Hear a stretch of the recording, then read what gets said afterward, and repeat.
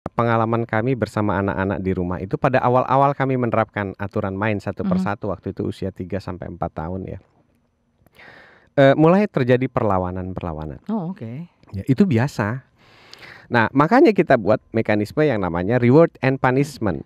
Reward-nya apa, punishment-nya apa. Nah, usahakan yang namanya punishment itu tidak menyakiti fisik atau menyakiti hati.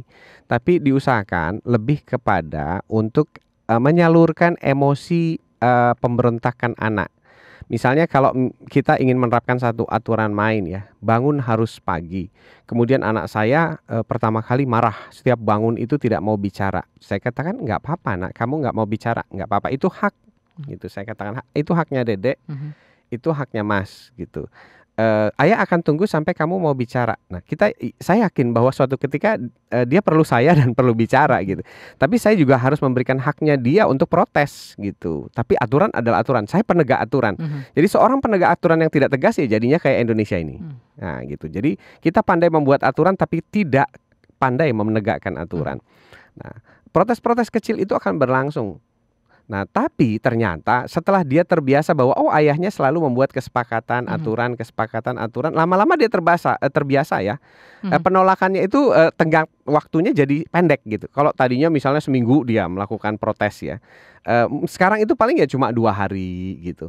Dia merasakan tidak nyaman. Setelah itu dia mau melakukan aturan main. Mhm. Nah, supaya dia merasa lebih nyaman, maka ada makanya nih. Iya. Kalau seandainya dia terapkan pertama kali dia mulai mau Mhm. mematuhi itu, maka saya akan bisikan di telinganya. Bahasa saya itu bisikan karena berkata langsung itu akan jauh lebih berbisik itu akan jauh lebih dalam diterima oleh anak ketimbang berkata langsung. Mmm.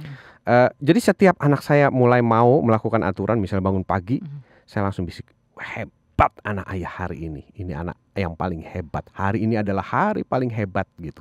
Dia dengar saya ulang, nanti terus saya bilang, "Ayah mau kasih reward apa ya? Dedek mau apa ya reward dari ayah hari ini?" gitu. "Terserah ayah. Ayah mau kasih koin. Dedek mau berapa?" "4." "Oke, 4. Mmm. 4 untuk hari pertama mematuhi aturan ayah," Iya. gitu, atau aturan rumah kita. Mhm.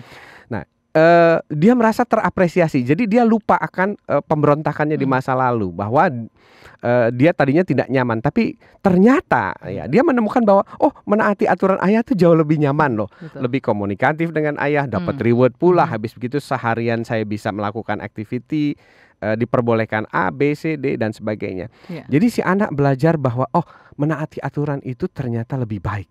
Mhm. Lebih memberikan sesuatu yang dampaknya lebih enak buat saya begitu.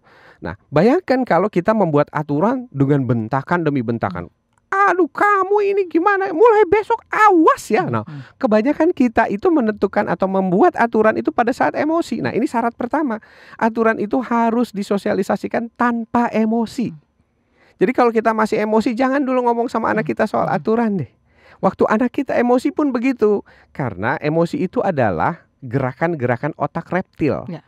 Gitu. Pada saat kita emosi, otak sadar kita itu nggak bekerja. Mhm. Makanya saya pastikan kalau kita habis marah pasti nyesel sama anak.